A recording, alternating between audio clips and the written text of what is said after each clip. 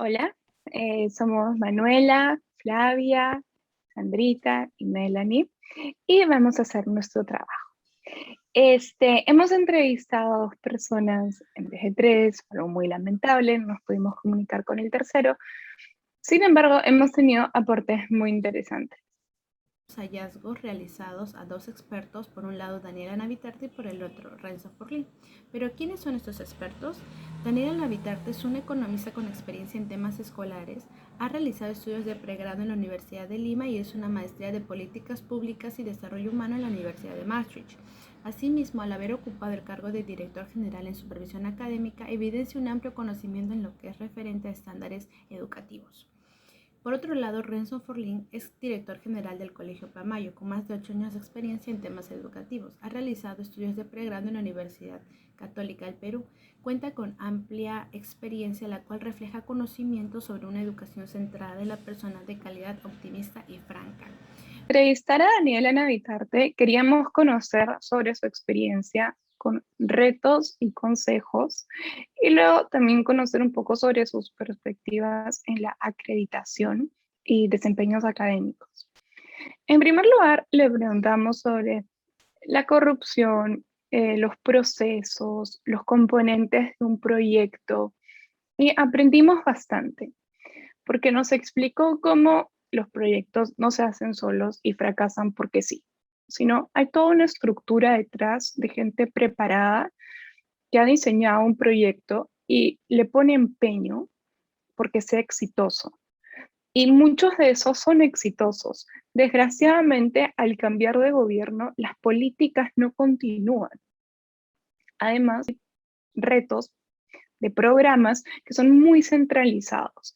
Y estos son aspectos de nuestro país que nos restan mucho, pero no se pueden corregir en un simple gobierno porque tienen correlación con otros ministerios.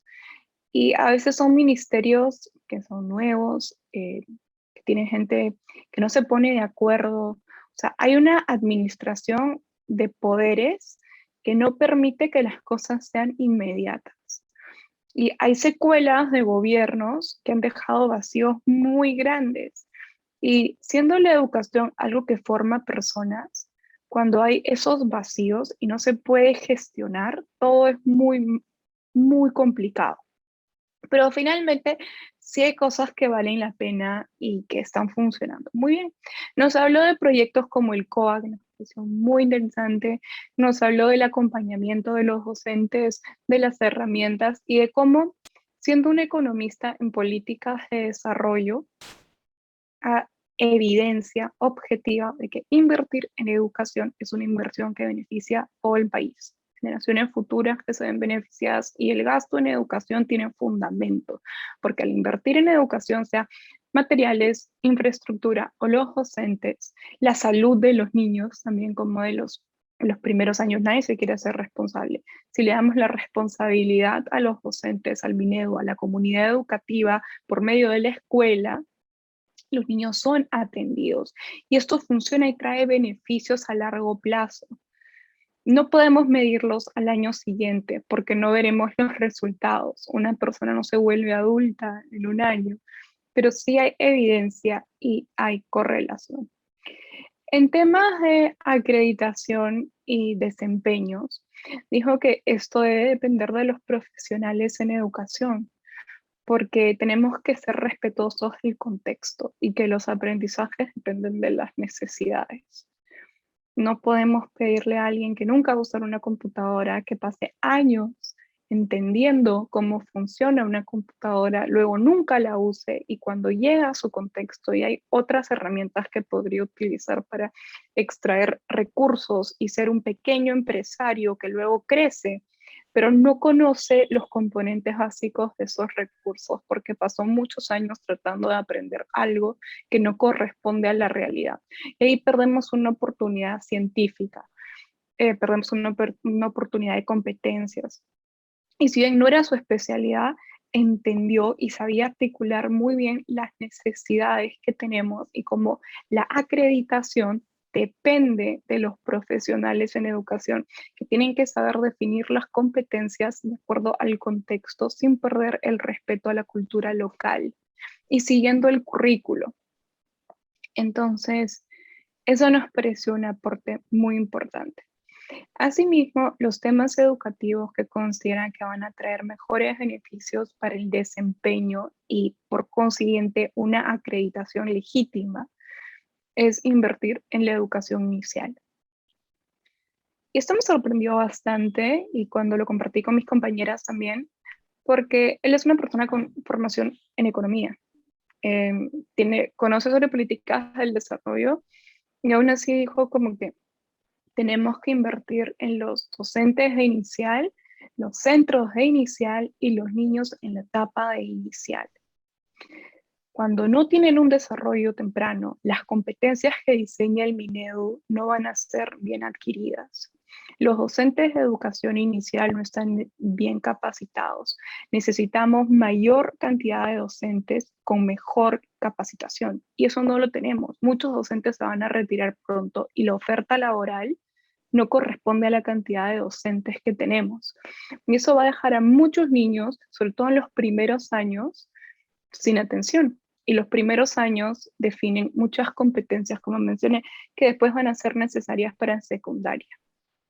Entonces, incluso nos mencionó que si él fuera ministro, sería una de las cosas que él abarcaría, poner énfasis en la atención médica y educativa a los niños durante los primeros 3 años.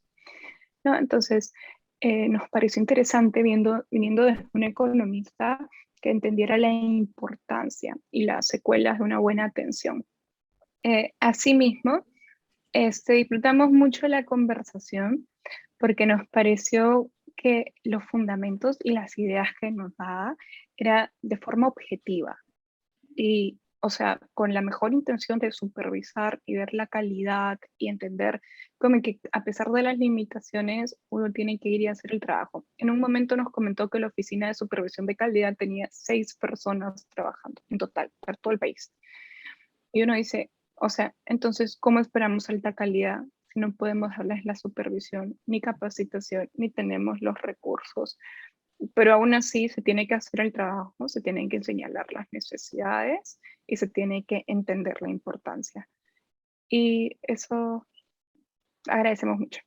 Bueno, se puede rescatar a modo de un análisis que la entrevista que le hicimos a Renzo Forlín fue en dos aspectos productivos y por otra parte desafiantes, ¿no? Por un lado, productivo, ya que con la amplia experiencia que cuenta Renzo Forlín dentro de la dirección y la gestión en variadas comunidades educativas, es pertinente aterrizar los principios sólidos que se requieren para mantener pues en pie los pilares que enmarcan una entidad educativa, ¿no? Y asimismo es importante recalcar que en base a esta amplia experiencia en educación, resalta mucho de que la educación debe estar centrado en la persona, en su cultura, en sus necesidades, sus ideologías y sobre todo en los hábitos establecidos por la propia persona para que se pueda construir, ¿no?, una propia identidad y su capacidad de análisis también sea coherente, pertinente, ¿no? Y estos aprendizajes que vaya adquiriendo a lo largo del tiempo sean perdurables y bastante significativos. Adicionalmente, nos queda claro que para brindar una unas mejores propuestas dentro de la calidad educativa en el marco de la educación, es importante crear estas oportunidades abiertas, ¿no?, para todos y todas, y que dentro de estas oportunidades se consolide el respeto, los hábitos dentro de las formaciones en las familias y sobre todo este vínculo familiar que se potencie en casa y sea percibido en las escuelas. Renzo Forlín señala mucho en la entrevista que le hicimos de que esta unión familiar, este lazo que hay en casa, ayuda y permite que el chico pueda desarrollarse dentro de sus diferentes habilidades. ¿no? Para nosotros fue muy importante porque considera que la familia es la base sólida, que tanto mamá y papá, ¿no? Enseñan a sus hijos hábitos, valores, respetos que sean desempeñados en casa y en la escuela. Por otro lado, fue desafiante, ¿no? Porque nos costó un poco de tiempo poder entrevistar a Renzo Forlín, ya que es una persona muy ocupada, ¿no? Pero realmente fue grata la comunicación, este diálogo abierto que hubo con él, ¿no? Sobre temas enfocados a una buena calidad educativa, ¿no? Si bien es cierto, él menciona también de que es importante el entorno que tiene el chico y que la educación debe centrarse más en el aspecto humanístico, ¿no? Bueno, y también tanto el maestro como los padres de familia ayuden a potenciar estas habilidades, ¿no? Para que permitan al niño desarrollarse como un ciudadano competente, como un ciudadano responsable de sus actos y sobre todo de las decisiones que ayuden a tomar dentro de diferentes propuestas, dentro de diferentes planes de acción. No, nos pareció importante la mirada que le da dentro de la calidad educativa sobre la formación que necesita desde el punto de partida del estudiante, ¿no? La familia y los entes que están dentro de una comunidad educativa.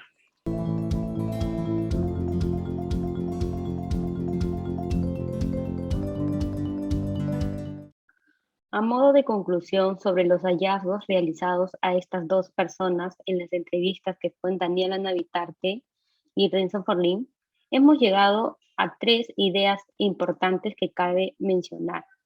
Que la primera idea son en cuanto al tema de los proyectos educativos, y esto fue algo que mi compañera también mencionó, y también en cuanto a Renzo Forlín, tienen dos ideas y dos miradas muy distintas a cómo el gobierno y más que todo el Estado y el Ministerio fomenta esta nueva creación de estos proyectos y cómo repotencia el tema de la mejora educativa en los colegios nacionales y particulares. En cuanto al tema de Renzo Forlín, por la experiencia que tiene como director y en la área de colegio, él menciona que el Estado peruano, si bien es cierto, promueve muchos proyectos, pero que estos proyectos,